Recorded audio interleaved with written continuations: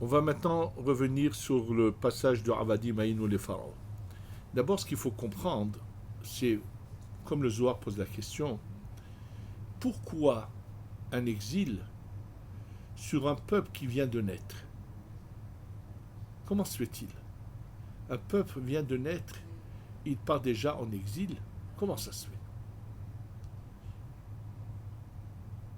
Ce qu'il faut savoir, c'est que le décret de cet exil d'Égypte n'est pas comme on a l'impression dans ce qu'on appelle le pshat, dans la Gemara. Des Mefarshim, on a l'impression que, c'est pas de la Gemara par contre, du texte de la Torah, qu'à la suite de discussions entre Hachem, Dieu et Abraham, est décrété l'exil. Et la preuve est toute simple, c'est que si vous ouvrez la Masechet Shabbat, le traité de Shabbat, Daf Yud, page 10, deuxième versant, Amud Bet, la Gemara dit tout à fait autre chose. La Gemara dit il ne fait jamais de différence entre les enfants. La Gemara de dire qu'à cause d'une tunique que Yaakov a acheté en plus à Yosef, Nidgalgal Adavar, il s'est passé un événement, la chose a roulé, c'est Nidgalgal, la chose a roulé, ça veut dire la chose a roulé.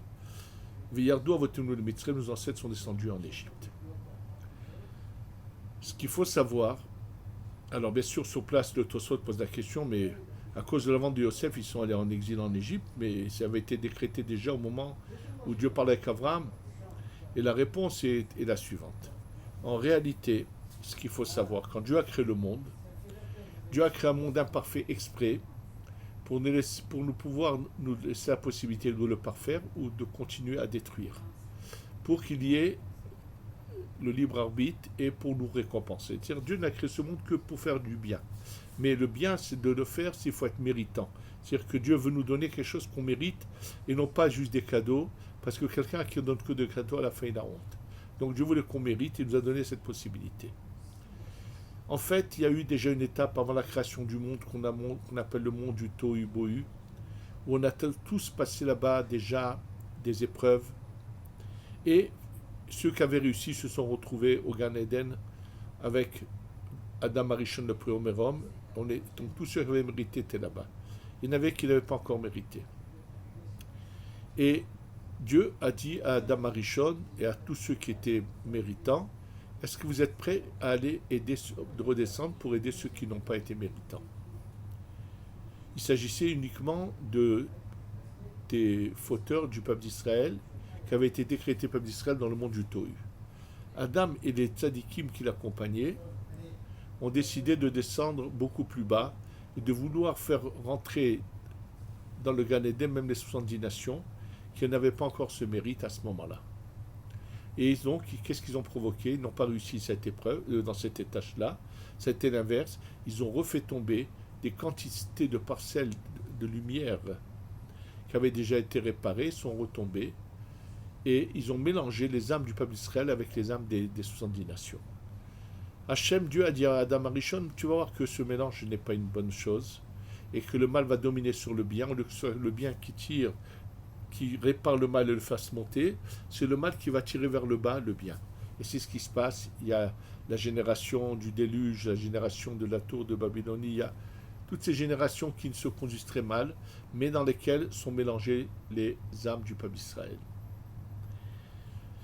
Et finalement, comme ça n'a pas réussi, Dieu fait revenir en réincarnation Adam Arishon en personne, son âme qui est composée de 3 parties, le Nefesh, le Ruach et la Neshama, vont revenir en réincarnation en Gilgul chez Abraham, Yitzhak et Yaakov. Abraham, Yitzhak et Yaakov, les patriarches, on les appelle les patriarches justement parce qu'ils sont la réincarnation de Adam Arishon, réparent la faute d'Adam Arishon, eux en premier. C'est pour ça que de Abraham va sortir le mal qui était mélangé, c'est Ishmaël qui sort de lui. De Yitzhak va sortir de l'autre côté, c'est Esav qui sort de lui, et finalement Yaakov qui est la perfection. Et là, Yaakov fait de tout pour récupérer toutes ces âmes qui se sont mélangées aux 70 nations. Abraham aussi essaye, mais ne réussit pas, mais finalement Yaakov fait de tout. Et malheureusement, donc ce décret en fait d'exil, c'est dès l'instant où Adam Arishon a fauté et a mélangé les âmes du peuple d'Israël aux 70 nations. Malheureusement, quand les frères de Yosef vendent Yosef, eux vont détruire ce que Abraham, Yitzhak et Yaakov ont fait, et donc ça va impliquer de descendre en Égypte. Et là, en Égypte, par la souffrance, il va y avoir la séparation des âmes, des bonnes âmes, du mal, pendant ces souffrances. Mais c'est Dieu qui va faire le travail de séparer, de faire le birour, de séparer les étincelles de lumière, les sortir du mal, les séparer. Maintenant, quand Dieu fait les choses, il les fait à la perfection. C'est pour ça qu'après l'exil d'Égypte, il ne faut plus retourner en Égypte, il n'y a plus rien à récupérer de là-bas, puisque Dieu a tout nettoyé.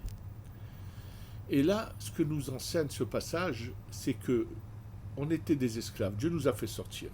Mais si ce n'était pas Dieu qui nous a fait sortir, ça veut dire qu'il nous aurait donné à nous la possibilité de le faire en nous donnant la Torah. On n'aurait pas fini jusqu'à aujourd'hui ce travail de sortir les étincelles de lumière. Parce que les étincelles de lumière qui étaient tombées dans le mal égyptien étaient les plus hautes et les plus puissantes. Elles étaient tombées dans leur clipa, le mal le plus puissant de tout, qu'il n'y a jamais eu dans d'autres générations, un mal aussi puissant que cela. Et même que Dieu nous aurait fait sortir à ce moment-là, parce qu'il fallait sortir, on aurait dû repartir en Égypte pour continuer à faire ce travail-là. C'est pour ça qu'il est dit, Avadim, on était des esclaves. Dieu nous a fait sortir.